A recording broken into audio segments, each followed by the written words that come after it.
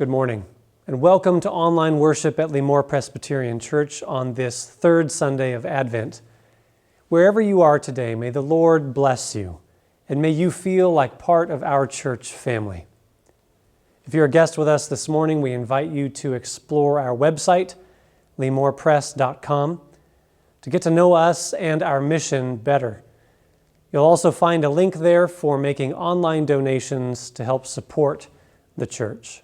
Our call to worship this morning begins with the lighting of the third Advent candle, which represents joy. Today we light the third candle of Advent as a sign of joy at the coming of our long-awaited Savior. We are preparing ourselves for the fulfillment of Isaiah's prophecy. When the wilderness and the dry land shall be glad, the desert shall rejoice and blossom. Like the crocus it shall blossom abundantly and rejoice with joy and singing. Let us walk in the light of the Lord. Thanks be to God.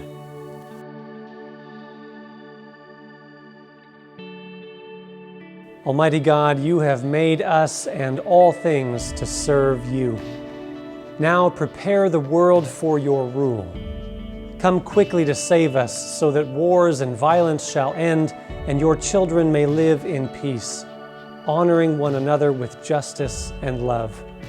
Through Jesus Christ, who lives and reigns with you in the unity of the Holy Spirit, one God, now and forever. Amen.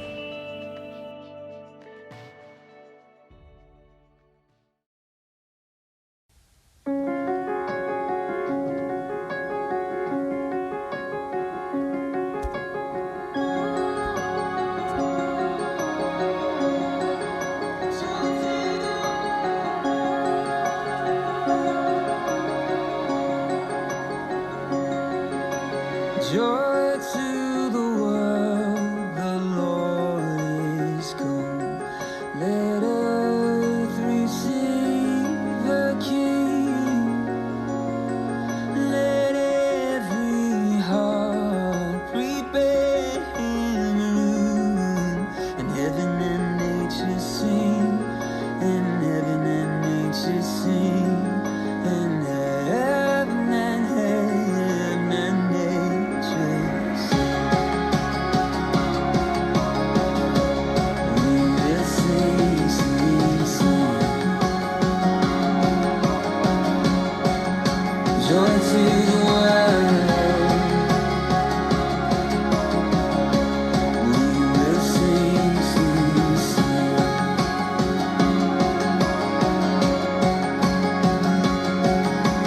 Joy to the world, the Savior reigns. Let men their songs employ, while fields and floods, rocks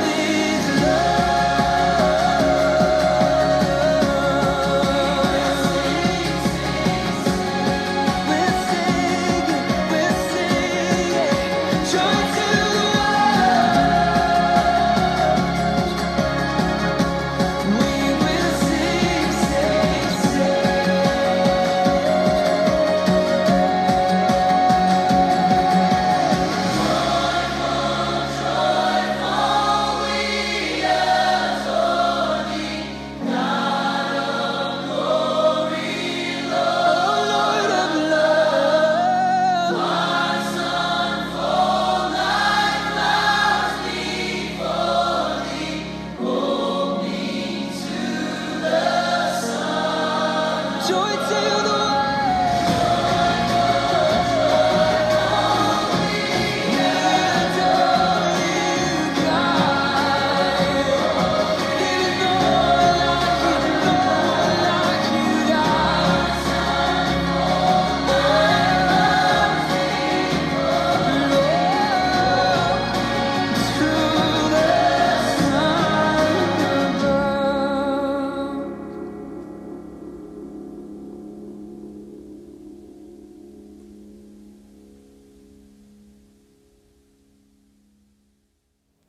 Our first scripture reading this morning is Psalm 126. When the Lord restored the fortunes of Zion, we were like those who dreamed. Our mouths were filled with laughter, our tongues with songs of joy. Then it was said among the nations, "The Lord has done great things for them." The Lord has done great things for us, and we are filled with joy. Restore our fortunes, Lord, like streams in the Negev. Those who sow with tears will reap with songs of joy. Those who go out weeping, carrying seed to sow, will return with songs of joy, carrying sheaves with them. This is the word of the Lord. Thanks be to God. Our Advent sermon series is focusing on the lectionary readings from the prophet Isaiah, who teaches us how to wait in the dark for the light of God's arrival. Advent is all about waiting for the arrival of God, but God seldom arrives in the way that we imagine. We often hope that God's arrival will mean that we can return to the way things were, but instead we often discover that God is less interested in helping us return than in helping us rebuild. Let us pray. Holy Spirit, open our hearts today to receive your word with joyful obedience, and may it continue the work you have begun within us, conforming us to the image of Jesus Christ, in whose name we pray. Amen. Our scripture is from Isaiah chapter 61, verses 1 through 4. The Spirit of the Lord God is upon me, because the Lord has anointed me to bring good news to the poor.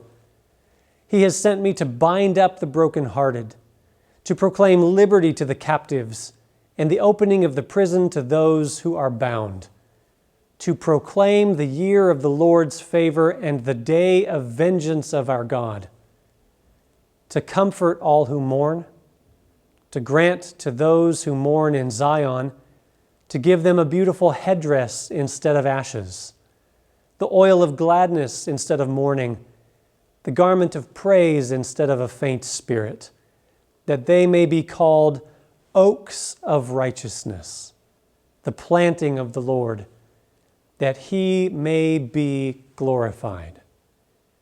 They shall build up the ancient ruins, they shall raise up the former devastations, they shall repair the ruined cities, the devastations of many generations. Again, this is the word of the Lord. Thanks be to God. Nearly 600 years before Jesus was born, God's people were conquered by the Babylonians and taken into exile for nearly a century. Many of the Bible's most honest and heart-wrenching prayers and songs were written during that dark time in Israel's history. Entire generations lived and died waiting for God to arrive and bring them home. Eventually, the Persians conquered Babylon, and the Persian king Cyrus did allow the Jewish refugees to return home. It seemed that God had finally answered their prayer and that they would be able to return to the way things were. That longing for the way things were is a powerful feeling. We call it nostalgia, and it's what we feel whenever we want to return to the past. We want to go back to the way things were when our loved one was still alive.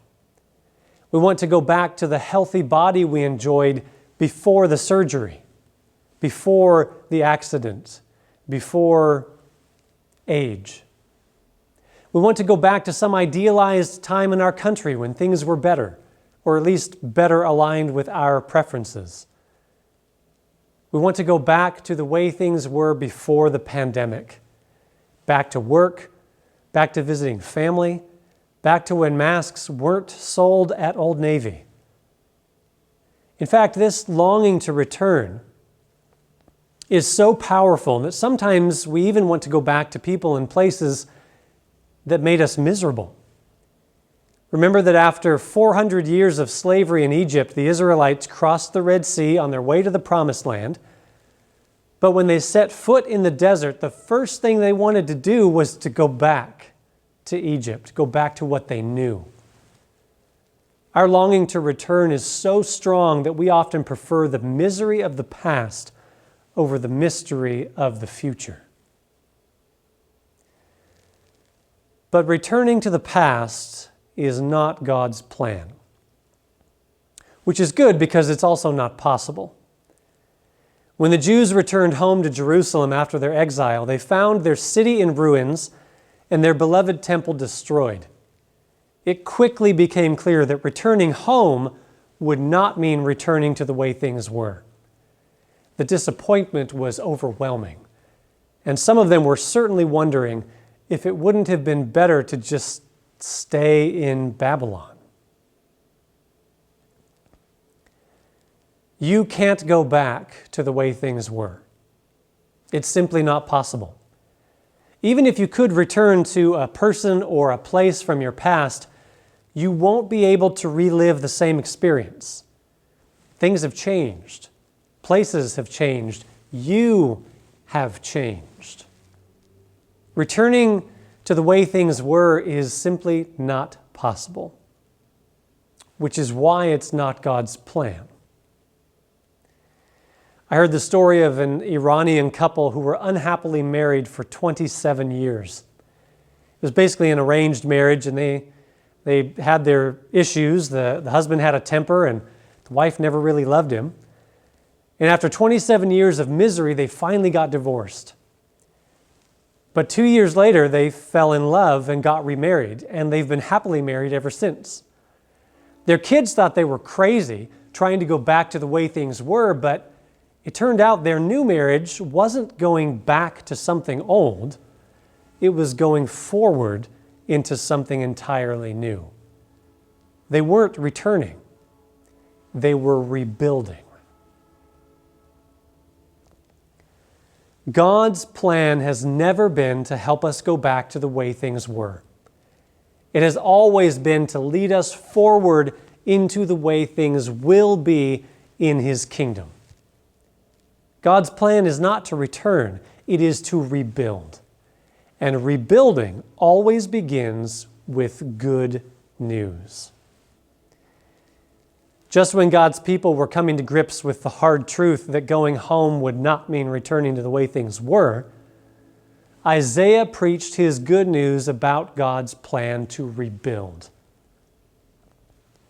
The Lord has anointed me to bring good news to the poor, to bind up the brokenhearted, to proclaim liberty to the captives and the opening of the prison to those who are bound, to proclaim the year of the Lord's favor and the day of vengeance of our God, to comfort all who mourn, to give them a beautiful headdress instead of ashes, the oil of gladness instead of mourning, the garment of praise instead of a faint spirit.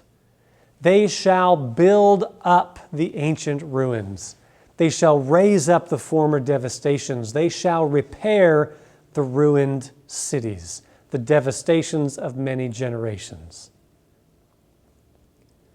Just when the Jews were about to bury their hopes of returning, the good news of God's rebuilding transformed their funeral procession into a wedding banquet. They could never return to the way things were, but they could rebuild. They could never go back, but God would lead them forward into the way that things would be. Rebuilding always begins with the good news of God's salvation. which, by the way, is as real as it is religious. Isaiah describes the restoration of the poor, the binding of the broken hearts, the liberation of captives and prisoners, and the comfort of those in mourning. This isn't just religious conversion, it's compassion for people in need. God rebuilds people before helping them rebuild their cities. This is why the incarnation took place. God became human to save human beings in all their human need. As George MacLeod, the founder of the Iona community in Scotland, once said, "The gospel claims that Christ came in a body and healed bodies and fed bodies, that he died in a body and rose in a body to save people, body and soul." Jesus was born so that real people could be redeemed and rebuilt. You may not be able to return to the way things were, but you can be rebuilt from the inside out. Jesus brings God's salvation directly to you, not just for your soul, but for your whole life. In Jesus, there's provision for your poverty. There's freedom from your captivity, and there is comfort for your grief. Your old life is not coming back, but a new life is waiting for you in Christ. You can't return, but you can be rebuilt. And rebuilt people can rebuild the world. It's worth noticing that while God is the one binding up the brokenhearted and liberating captives at the beginning of the passage, it is the brokenhearted and the captives who are doing the rebuilding of the city at the end of the passage. When God rebuilds people, those rebuilt people can then rebuild the world around them. And what a wonderful description of our vocation. Our vocation, our calling in life, is to help rebuild the devastations and ruins in the world around us. Whatever your job or your gender, whatever your age or ability, your vocation is to help rebuild the ruined places of the world. That's what Jesus meant when he told us to seek first the kingdom of God. He meant that our first calling is to join him in the work of making this world a little bit more like his kingdom will be someday. It can be hard work, but it's also holy work. And at the end of the day, this whole process of rebuilding glorifies God. Isaiah says it all happens so that God may be glorified. God sent his Son for your salvation so that he would be glorified. Through Christ, God rebuilds your life so that he will be glorified. Jesus himself recruits you to help him rebuild the world around you so that God will be glorified. That's our ultimate purpose. It's what the Westminster Catechism calls the chief end of humanity, which is to glorify God and enjoy him forever. Returning is not God's plan for you, but rebuilding is. And it leads not only to God's glory, but also to your greatest joy. In the name of the Father, Son, and Holy Spirit. Amen.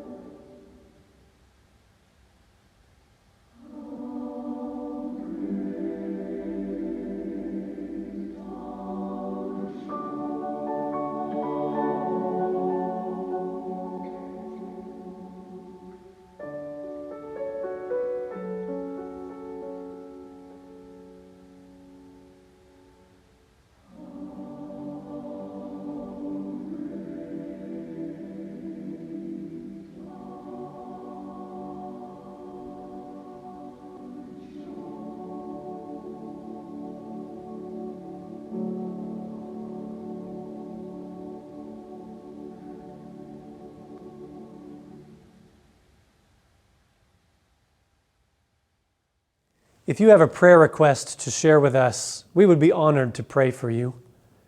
You can share requests by contacting the church office or by reaching out to us through our Facebook page and group, keeping in mind that the posts to the Facebook page are public, while posts in the group will remain private. Let us pray for the needs of the church, the whole human family, and all the world, saying, "Hear our prayer."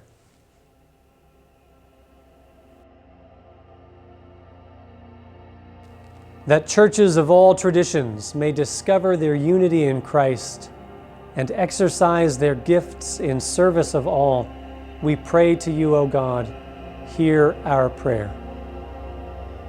That the earth may be freed from war, famine, and disease, and the air, soil, and waters cleansed of poison and pollution, we pray to you, O God, hear our prayer.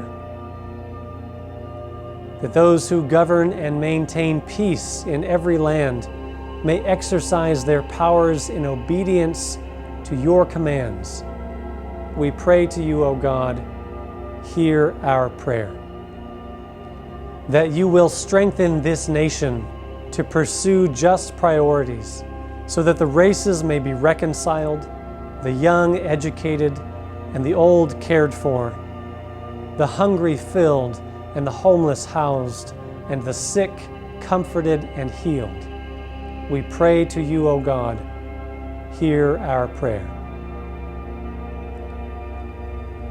That you will preserve all who live and work in this community in peace and safety. We pray to you, O God, hear our prayer.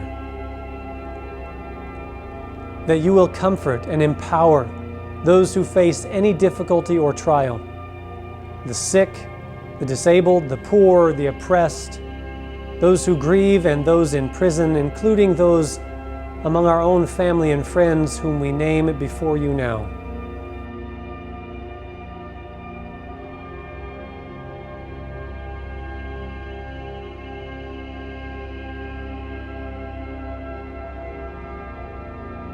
We pray to you, O God, hear our prayer. That you will bring a swift end to the ongoing pandemic, guarding the most vulnerable and exposed, guiding leaders to establish effective precautions that restore the economy without sacrificing safety, and granting us the compassion and humility to regard the needs of others more highly than our own. We pray to you, O God, hear our prayer. That you will accept our thanksgiving for all faithful servants of Christ now at rest, who with us await a new heaven and a new earth, your everlasting kingdom. We pray to you, O God, hear our prayer. Merciful God, as a potter fashions a vessel from humble clay, you form us into a new creation. Shape us day by day through the cross of Christ, your Son, until we pray as continually as we breathe, and all our acts are prayer. Through Jesus Christ, and in the mystery of the Holy Spirit, we pray. Amen. And now let us pray as Christ has taught us to pray, saying, Our Father, who art in heaven, hallowed be thy name. Thy kingdom come, thy will be done, on earth as it is in heaven. Give us this day our daily bread, and forgive us our debts as we forgive our debtors. Lead us not into temptation, but deliver us from evil. For thine is the kingdom, and the power, and the glory forever. Amen. You may not be able to return to the way things were, but God promises to continue rebuilding your life, and He invites you into His glorious work of rebuilding the world around us, until that day when all is made new, when the kingdom arrives in all of its fullness through Jesus Christ, who is with you on your right and on your left, Christ before you, Christ behind you, Christ above you, Christ beneath you, and Christ within you, the hope of glory. Abide in his name. Amen.